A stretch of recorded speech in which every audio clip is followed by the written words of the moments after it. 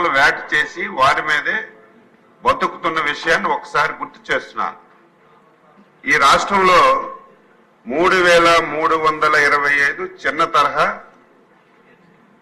సాగునీటి చెరువులు ఉన్నాయి.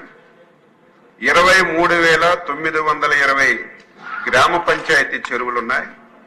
118 రిజర్వాయర్లు ఉన్నాయి. అధ్యక్ష, పెద్దలు వ్యవస్థాపక అధ్యక్షులు ఎన్టీ రామారావు గారు ఈ చెరువులన్నింటినీ కూడా మత్స్యకారుల సొసైటీలకు ఇచ్చి ఆ చెరువుల్లో వేసుకోవడానికి చేప పిల్లలు కూడా ఉచితంగా ఇచ్చి వారి జీవన విధానాన్ని పెంపొందించడానికి ఆ రోజు తెలుగుదేశం ప్రభుత్వం ఒక మంచి నిర్ణయం తీసుకుంది. అధ్యక్ష, ఆ తరువాత ఏ ప్రభుత్వం వచ్చినా ఏ ముఖ్యమంత్రి వచ్చినా దాన్ని కొనసాగిస్తూ వచ్చారు.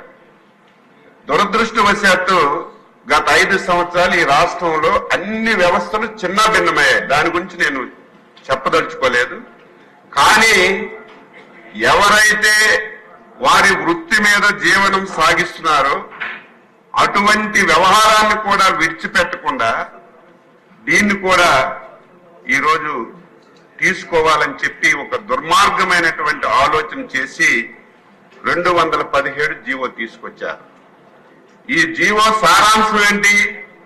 ఈ చెరువులన్నీ కూడా ఆన్లైన్ లో టెండర్లు పిలిచి సొసైటీలకు కాకుండా ఆ రోజు ఎవరైతే వైసీపీ నాయకులు ఉన్నారో వాళ్ళ కార్యకర్తలు ఉన్నారో వాళ్ళందరికీ ఈ చెరువులు కట్టబెట్టి మత్స్యకారుల జీవితాలతో ఆడుకోవాలని ఒక దుర్మార్గమైనటువంటి జీవోని తీసుకొచ్చారు. అధ్యక్ష, ఈ జీవో వల్ల మీకేమైనా ఇబ్బంది ఉందా తెలుసుకొని ముందుకెళ్లవలసినటువంటి ప్రభుత్వం బాధ్యత రాహిత్యంగా ధర్నా చేసినటువంటి మత్స్యకారులపై అక్రమైనటువంటి కేసులు పెట్టి రాజకీయ నాయకుల మీద కేసులు పెట్టి ఈ జీవో అమలు చేయడానికి ప్రయత్నం చేసింది. అధ్యక్ష, ఆ రోజు ఎన్డీఏ పార్టీలు చంద్రబాబు నాయుడు గారు, పవన్ కళ్యాణ్ గారు, బీజేపీ కలిసి ఎన్నికల్లో చెప్పాం, రేపు అధికారంలోకి వస్తున్నాం, మత్స్యకారులందరూ ధైర్యంగా ఉండండి,